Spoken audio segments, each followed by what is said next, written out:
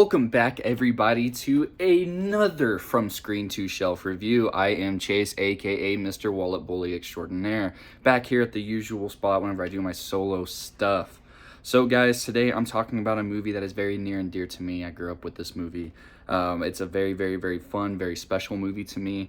I was absolutely over the moon whenever this movie was announced, and I'm very blessed to have gotten the 4K. I know you can't get the Walmart exclusive one. I think Will and I talked about it. He's going to be actually dropping a little bit of a showcase for the Walmart one, where the one where it's like more over his eyes. I do have this one, which isn't like any exclusive, I don't think. I just got it straight off of Amazon. Came in good shape, surprisingly. Not used to that from Amazon, but without further ado, we're going to dissect this bad boy and see what is inside. So I got it on release date. Came in, and I really do like the way that they did this. It's coming apart a little bit, but this is glued to the back. I love that. I'm one of those few people that actually keeps the J cards. I know some people just toss them and throw them away, but I like to be able to quick reference without having to go to blu-ray.com or Google it or anything like that and see what is in the package, you know. Be like, okay, hey, what's the special feature? Especially it's very handy whenever I'm doing stuff like this, you know. I can just read everything right here. So without further ado, I'm gonna go ahead and show the slip card, or the slip case. There's that. I love that so much. I know some people were more partial to the Walmart one, which it looks great, don't get me wrong. I just really liked the crow aspect on that one right there. So this is going to be, it's so nice gloss finish, as you can see from the reflection of the light in front of me. Yeah, that is gorgeous. And then, yeah, just very nicely done on that one. Knocked it out of the park by Paramount. Super stoked that I got this one and got this instead of the standard edition. So now we're gonna go ahead and dissect the package itself. So I usually like to cover special features first because those are usually the freshest thing on my mind. I watched this a couple of days ago, or watched all of it a couple of days ago. So without further ado, they have the special features of the new Shadows and Pain Designing the Crows, Sideshow Collectibles, and Interview with Edward R. Pressman. Those are the new ones, and then you have some legacy special features. The Shadow and Pain was really cool. Sideshow Collectibles, and Interview with Edward R. Pressman. What they showed in that, I only watched a couple of minutes of it because it just was a special feature that I don't think was really catered to me.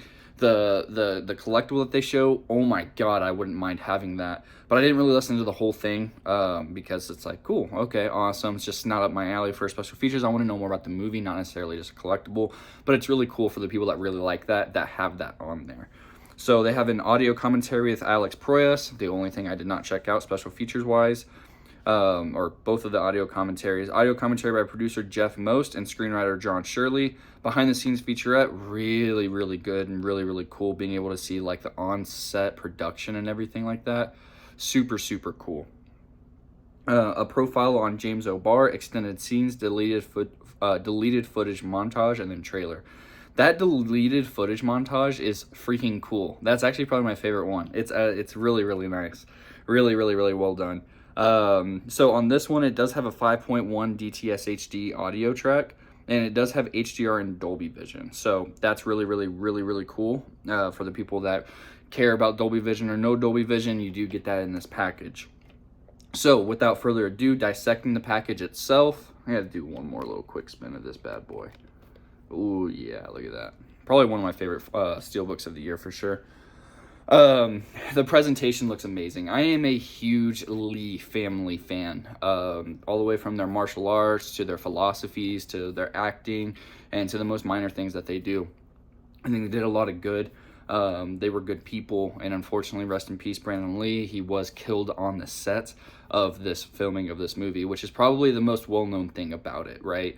Because it reworked a lot of how Hollywood does stuff, you know, accidents and stuff. And then especially it got a second light because of the Alec Baldwin Rust situation. Because this was really like one of the first big fiascos or accidents on set that cost somebody their life. Then with Rust a couple of years ago, maybe a year ago at this point, it got a really like another limelight on it for that. So from the beginning to the end, this movie looks incredible. This is really, I know we probably say this a lot, or just people in the hobby and the community in general say this a lot, but this is the absolute best that this movie's gonna look. You know, unless we do get, I personally don't think we're gonna get like an 8K format. I mean, it's possible for sure. I remember whenever Blu-ray was coming out and people didn't say 4K was necessary, and now look, here we are making reviews about it. But I really am a huge believer that HDR is really the thing that is the most necessary and the most needed in a package. Now, there have been things that have proven me wrong, like the others from the Criterion collection that don't have HDR. Night of the Living Dead by Criterion looks good, but the HDR in this, especially whenever it's such a dark movie with a lot of bright strobe, or I wouldn't say strobe scenes, but like very, very hints and flashes of lights, it looks genius, spectacular even. It's an absolute labor of love, an absolute home run from Paramount on their end. My biggest qualm is, you know, a lot of these places right now are starting to not include the Blu-ray disc, but the price didn't drop, right? A lot of people were very vocal that they really didn't need that Blu-ray disc or didn't want it and would be willing to sacrifice it if the price went cheaper. Where's the cheaper price, you know? So that's starting to bug me a little bit. You know, it's just kind of cool to be able to keep it separate, keep all of the encoding or the disc space for the movie itself. I don't think it compromises the integrity of the movie in any way, shape, or form. It looks phenomenal, like I said. Like the very beginning opening montage where he's struggling in the attic, and then it's montaging back and forth from the part where, you know, him and his former girlfriend were taken out, causing him to be the Crow. And then, you know, he's kind of evolving into the Crow in that attic for the first like 5-10 minutes. It looks absolutely spectacular in every single way. My personal favorite scene is the one where it's a little bit more warm color toned, and he's on. It's always been, I don't know what it is about this scene. I just think it's so cool and so well done. But the part where he's on top of the rooftop with his guitar, and you know, he's just kind of rocking it out and destroying it, and it's very kind of slow and fast, and I just think it's a very, very beautifully shot scene, and I really like it. It's the scene I look forward to the most, and whenever it happened on here, it looked really, really good. Now, there are some part where the grain is a lot heavier than others, which is okay.